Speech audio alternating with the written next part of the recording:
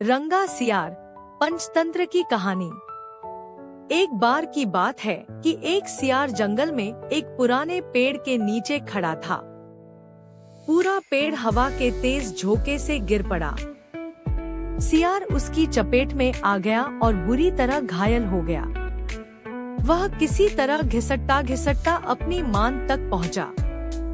कई दिन बाद वह मान से बाहर आया। उसे भूख लग रही थी। शरीर कमजोर हो गया था। तभी उसे एक खरगोश नजर आया। उसे दबोचने के लिए वह झपटा। सियार कुछ दूर भागकर हांफने लगा। उसके शरीर में जान ही कहाँ रह गई थी। फिर उसने एक बटेर का पीछा करने की कोशिश की। यहाँ भी वह असफल रहा। हिरण का पीछा करने की तो उसकी हिम्मत भी न हुई। वह खड़ा सोचने लगा। शिकार वह कर नहीं पा रहा था। भूखों मरने की नौबत आई ही समझो। क्या किया जाए? वह इधर उधर घूमने लगा पर कहीं कोई मरा जानवर नहीं मिला। घूमता घूमता वह एक बस्ती में आ गया। उसने सोचा शायद कोई मुर्गी या उसका बच्चा हाथ लग जाए। सो वह इधर उधर गलियों में घूमने लगा। तभी कुत्ते भौं भौं करते उसके पीछे पड़ गए। सियार को जान बचाने के लिए भागना पड़ा। गलियों में घुसकर उनको छकाने की कोशिश करने लगा पर कुत्ते तो कस्बे की गलीगली से परिचित थे। सियार के पीछे पड़े कुत्तों की टोली बढ़ती जा रही थी और सियार के कमजोर शरीर का बल समाप्त होता जा रहा था। सियार भागता हुआ रंगरेजों की बस्ती में आ पहुंचा था। वहां उसे एक घर के सामने एक बड़ा ड्रम नजर आया।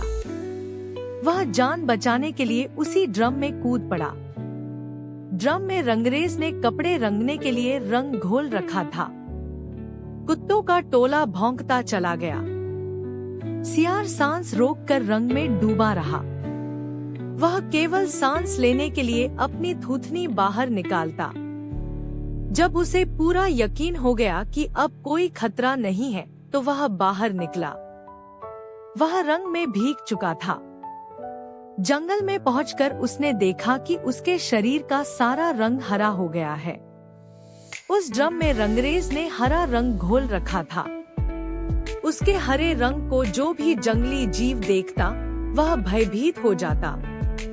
उनको खौफ से कांपते देखकर रंगे सियार के दुष्ट दिमाग में एक योजना आई। रंगे सियार ने डरकर भागते जीवों को आवाज दी, भाइयों भागो मत, मेरी बात सुनो। उसकी बात सुनकर सभी भागते जानवर भिटके। उनके ठिठकने का रंगे सियार ने फायदा उठाया और बोला, देखो देखो मेरा रंग। ऐसा रंग किसी जानवर का धरती पर है? नहीं ना। मतलब समझो। भगवान ने मुझे यह खास रंग देकर तुम्हारे पास भेजा है। तुम सब जानवरों को बुला लाओ तो मैं भगवान का संदेश सुनाऊं। उसकी बातों का सब पर गहरा प्रभाव पड़ा।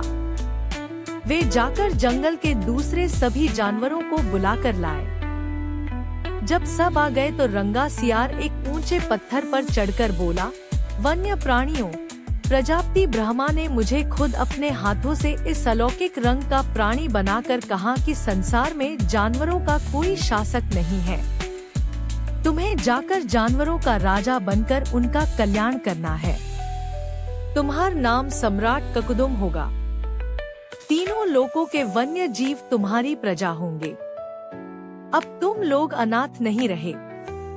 मेरी छत्रछाया में निर्भय होकर रहो। सभी जानवर वैसे ही सियार के अजीब रंग से चकराए हुए थे। उसकी बातों ने तो जादू का काम किया। शेर, बाघ व चीते की भी ऊपर की सांस ऊपर और नीचे की सांस नीचे रह गई। उसकी बात काटने की किसी में हिम्मत न हुई।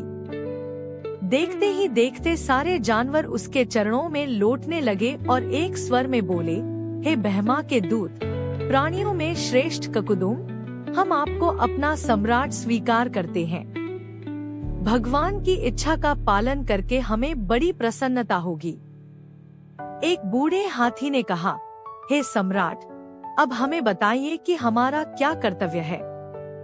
रंगा सियार सम्राट की तरह पंजा उठाकर बोला, तुम्हें अपने सम्राट की खूब सेवा और आदर करना चाहिए। उसे कोई तकलीफ नहीं होनी चाहिए। हमारे खाने पीने का शाही प्रबंध होना चाहिए। शेर ने सिर झुकाकर कहा, महाराज, ऐसा ही होगा। आपकी सेवा करके हमारा जीवन धन्य हो जाएगा। बस सम्राट ककुदुम बने रंगे सियार के शाही ठाठ हो गए। वह राजसी शान से रहने लगा। कई लोमड़ियां उसकी सेवा में लगी रहती, भालू पंखा झुलाता। सियार जिस जीव का मांस खाने की इच्छा जाहिर करता, उसकी बलि दी जाती। जब सियार घूमने निकलता तो हाथी आगे आगे सूंड उठाकर बिगुल की तरह चिंघाड़ता चलता। दो शेर उसके दोनों ओर कमांडो बॉडीगार्ड की तरह होते। रोज ककुदुम का दरबार भी लगता। रंगे सियार ने एक चालाकी यह कर दी थी कि सम्राट बनते ही सियारों को शाही आदेश जारी कर उस जंगल से भगा दिया था। उसे अपनी जाति के जीवों द्वारा पहचान लिए जाने का खतरा था। एक दिन सम्राट ककुदुम खूब खा पी कर अपने शाही मांद में आराम कर रहा था कि बाहर उजाला देखकर उठा। बाहर आया तो चांदनी रात खिली थी।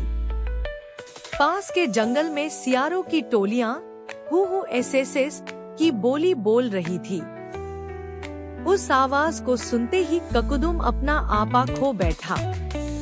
उसके अंदर के जन्मजात स्वभाव ने जोर मारा और वह भी मुंह चांद की ओर उठाकर और सियारों के स्वर में मिलाकर हु करने लगा। शेर और बाघ ने उसे हु करते देख लिया। वे चौंके। बाघ बोला, अरे यह तो सियार है, हमें धोखा देकर सम्राट बना रहा, मारो नीच को। शेर और बाघ उसकी ओर लपके और देखते ही देखते उसका तियापांचा कर डाला। सीखा नकलीपन की पोल देर या सबेर जरूर खुलती है।